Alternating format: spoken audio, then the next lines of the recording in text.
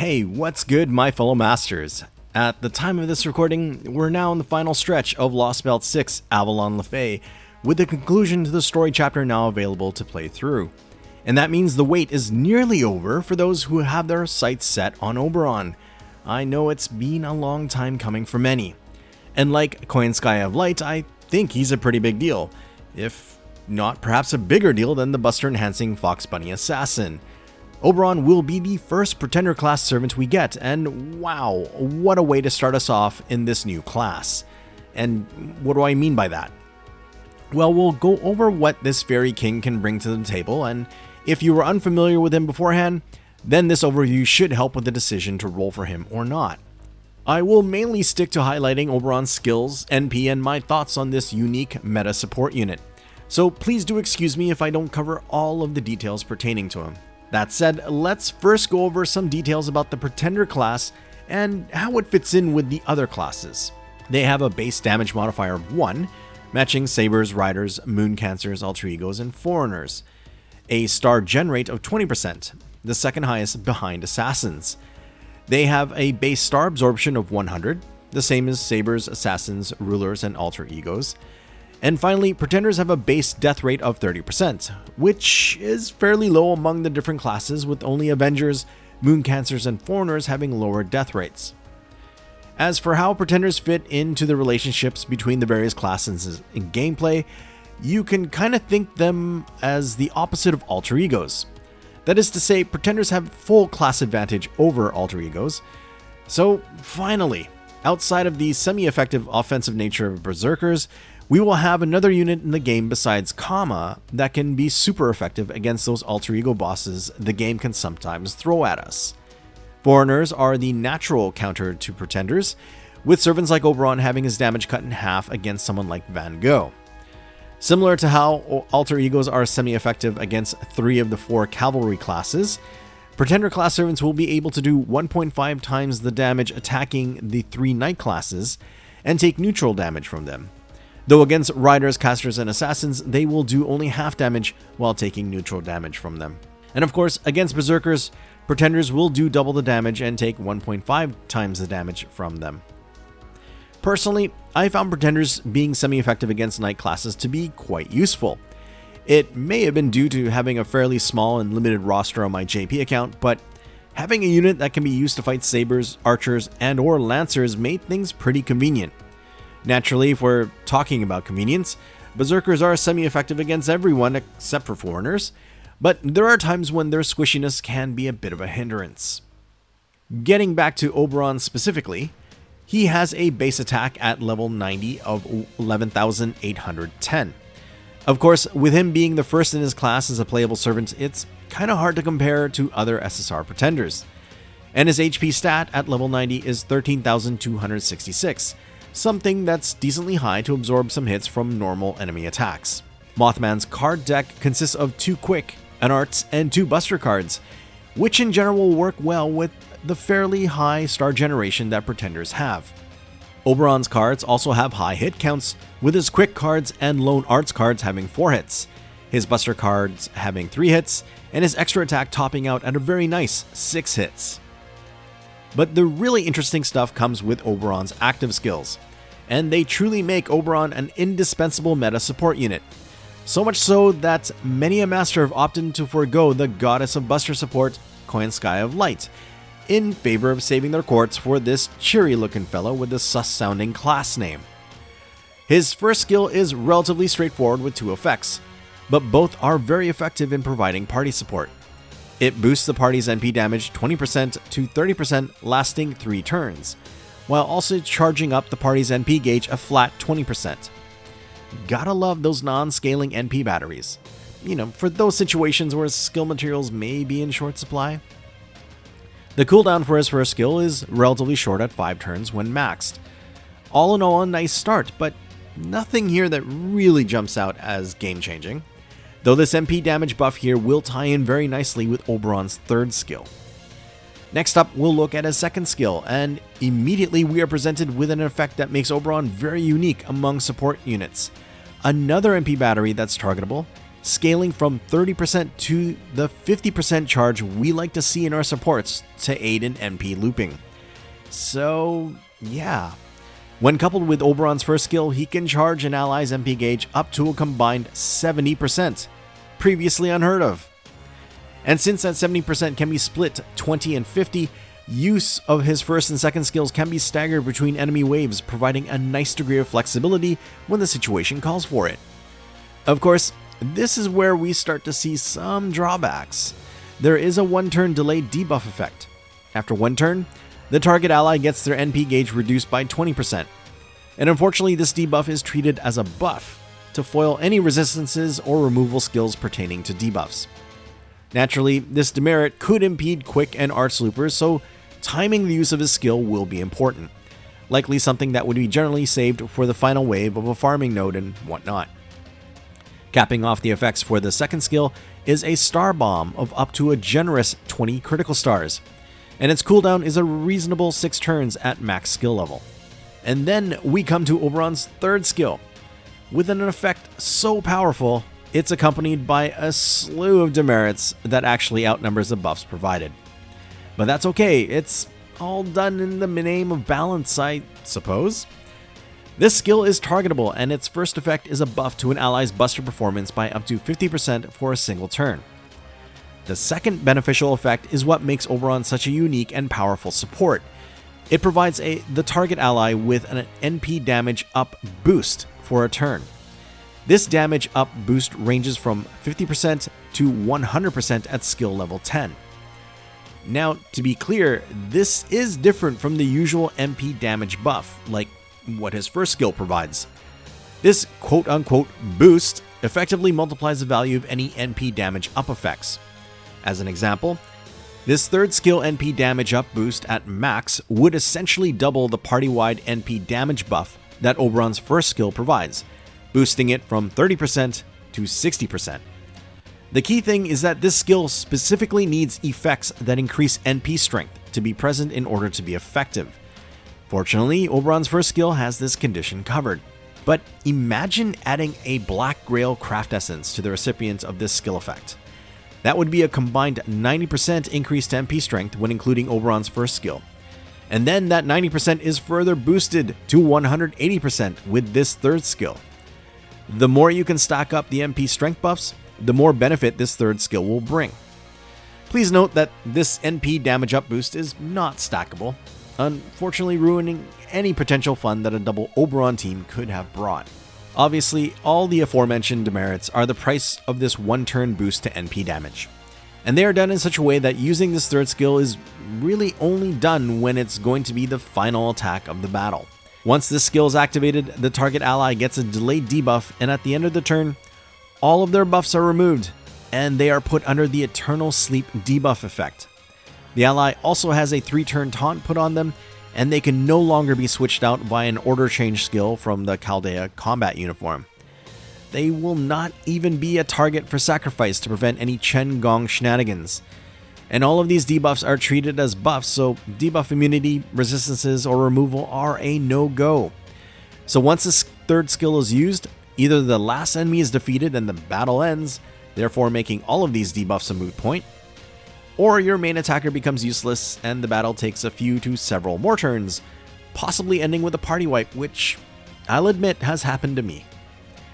All that said, the overall benefit just this one skill can bring is immense when properly leveraged with NP strength up effects from servant skills or CEs and such. Taking a look at Oberon's passives, there are 5 of them, with the first one being a little interesting that includes affecting the sub-members of the party. It enhances the party's debuff success by 10% against all enemies except for those that are foreigners, which makes sense as they're the natural counters to pretender class servants. Then there is the demerit, a reduction to the rate of buff success by 20% of any Merlin allies. And I take it this is where the sub-members getting affected comes in.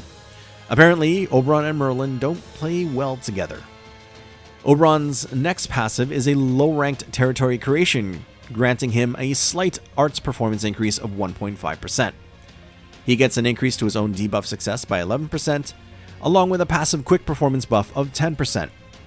And then lastly, Oberon has immunity towards mental debuffs like stun, charm, sleep, etc. Plus an immunity to curses as well. Though do note that this mental debuff immunity will not save him from his own third skill's Eternal Sleep. You may notice that after Avalon le Fae is cleared, there are some changes that I'm not showing due to being kinda spoilerish. The effects all remain the same, it's just that the name of the first passive skill is revealed.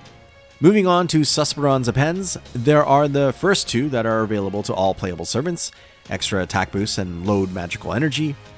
His third append is something that grants Oberon an increased attack against caster class enemies, scaling from 20 to 30%. I guess this has to do with him not getting along with Merlin or something. This particular append could help to somewhat alleviate the reduced damage that pretenders do to casters, but since even at max level it still wouldn't bring him to at least neutral damage against casters, I personally would not make this append a priority. Not just a support unit that does nothing but deal out the buffs and debuffs to allies, Oberon is capable of dishing out the offense with his noble Phantasm. It is an area of effect buster type with 4 hits with some utility. It will remove all enemies' offensive buffs, a pretty nice feature, and it will put them to sleep for 1 turn. It does have a quirky demerit though, as it also grants a 1-turn invincibility to all enemies post NP damage, which means unless the party has an ignore invincibility effect, then any follow-up cards after Oberon's NP will not do any damage. Something to really keep in mind if trying for an NP Brave Chain with Oberon himself. He also has an anti-lawful niche, as his NP's overcharge effect deals additional damage against those with that alignment. Depending on OC level, the extra damage can range from 150% to 200%. Now, if Oberon were to use all of his skills for himself, including the double-edged sword that is his third skill, his non-trait NP damage is pretty respectable, being within the top 10 of servants with the highest AoE MP1 damage output. Even when some future new servants come along, he still manages to edge into the 10th spot. And naturally, his damage is considerably higher against those with the lawful alignment. Eventually, we'll get a couple more AoE Pretender class servants, and Oberon will still provide the highest NP damage output among his fellow classmates. However, this is counting the use of his third skill. So in terms of Wave 1 and Wave 2 NP damage, it will be considerably lower. Being a Buster AoE unit with a 50% battery on a 6-turn cooldown, Oberon can work within the Double Koyanskaya system. And with his first skill's 20% NP battery, you don't necessarily need to unlock and raise his mana loading append to work with a regular Kaleidoscope CE. Pop his first skill to top up his NP gauge, stack both Koyanskaya's S3 on him, and NP for turn 1. Turn 2, use Oberon's S2 to charge his NP halfway, and then use one of the Koyan's S1 to fill up the other half. And then on turn 3, use the other Koyan's S1 to charge Oberon's NP 50%, along with reducing the cooldowns of his first and second skill. Still not quite enough for his S2, but with the Atlas Academy MC, that can be fixed. Use all of Oberon's skills, including his third, to finish off Wave 3 with an MP from him. The first Pretender can even 3-turn with a Black Grail and Double Koyanskaya, joining the ranks of Melusine and Ku Caster as one of the few exceptions to needing a K-Scope or even a CE with a 50% starting charge. In this example, I unlocked his mana loading to help start things off, and another support unit is needed, one that has a 50% total MP charge that can be split, such as Castoria here. She tops up Oberon's MP gauge on turn 1, and he uses his S1 and S2. One Koyanskaya buffs him with her S3 and he's good to go for Wave 1. Wave 2, use the S1 of the Koyan on the field to charge up Oberon's MP halfway. Switch her out for the second Koyanskaya. Use this one's S1 and S3 on Mothman and NP. As turn 3 comes around, both of Oberon's first and second skills should be ready to go again. And as this is the final wave, all of his skills can be used, along with Castoria's S1 to top up his gauge the rest of the way. And off he goes to MP, followed by Eternal Sleep. So if you encounter a mixed Knight class battle and may lack a particular DPS unit that can handle it, then Oberon can certainly perform in this regard. Of course, you just need to be careful of certain nodes with especially high HP enemies and Oberon's NP demerit of making them invincible for a turn. Most of the time, however, Oberon will likely be used as a support unit, being utilized for his exceptional capability of charging an NP gauge up to 70%, and for his equally exceptional ability to make a final NP attack devastatingly potent. While his third skill with its one-turn performance increase to buster attacks tends to favor a Koyanskaya buster team, the MP damage up boost effect from it will be effective for all team types, whether they be arts or quick. But if we're talking about buster teams and the Koyanskaya system, I think adding Oberon into the mix can address a couple of its downsides. Since many of the Koyanskaya compatible servants require a specific CE to start off with, namely a K-Scope or perhaps the newer Great Martial Magic, the overall potential damage output can be lower than ideal, outside of fighting man attribute enemies, of course. Oberon's 3-turn 30% increase to MP strength, that can be doubled to 60% on the final wave, coupled with another 50% buster buff, can certainly alleviate any issues of a low damage ceiling, particularly for those nodes with high HP enemies on wave 3. And his first skill's 20% battery can take the place of having to unlock and raise the mana loading append of the buster servant of choice, somewhat simplifying the requirements for a Koyanskaya based 3-turn formula. Certain quick teams with just double Scotty could sometimes run into MP refund issues with particular enemy types like assassins and berserkers, both enemy types known to give considerably lower refund for looping purposes. With the addition of Oberon and his ability to charge a main attacker's MP gauge by 20% and 50% separately, he brings a bit more flexibility than other 50% charging support units. It's possible CE options could also open up with certain quick servants when factoring in Oberon. Here I'm using Summer Scotty, who will be coming to NA in summer of 2024, and she happens to have a 50% battery, which works out nicely with using a Black Grail CE, a raised mana loading append, a Castoria since I don't have OG Scotty, and of course Oberon. Usually the refund that quick MPs generate is not quite enough to facilitate the use of a Black Grail, but it can be made to work with Oberon's help in this particular case, and there are probably other servants currently in the game that could do something similar. I'll definitely be trying out a few myself when I get my hands on Mothman. As for arts teams, well, in most cases CE options were typically flexible and it wasn't completely necessary to use a CE with a starting charge when supported by Double Castoria. One of the biggest advantages of Double Castoria arts teams was that use of the Black Rail was easy to implement and thus overall MP damage was generally augmented. However, these arts teams were very sensitive to how many enemies there were in a wave, and usually needed a format of 3 enemies in waves 1 and 2 to facilitate refund for MP looping. Even when adding in a third 50% charging unit, it may not be enough to make up for waves with less than 3 enemies. But throw an Oberon at the problem, and some of these irregular enemy format nodes can be handled by a Black Grail powered arts team.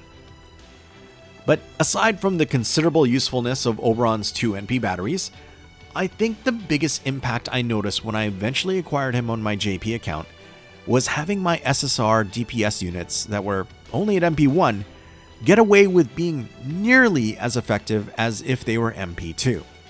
Essentially, my teams were able to output more damage, which comes as no surprise given what Oberon's third skill can do. More importantly, however, was the feeling that I no longer needed to really have my Summer Ibuki Doji at MP2 to get by with the harder farming content. And the feeling was the same for my MP1 Morgan and MP1 Arjuna Altar. Oberon acted like a universal pseudo NP level.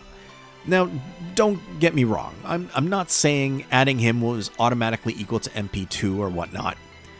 It does depend on the DPS servant and their kit, plus how much you can stack the MP damage up effects to really leverage Oberon's third skill.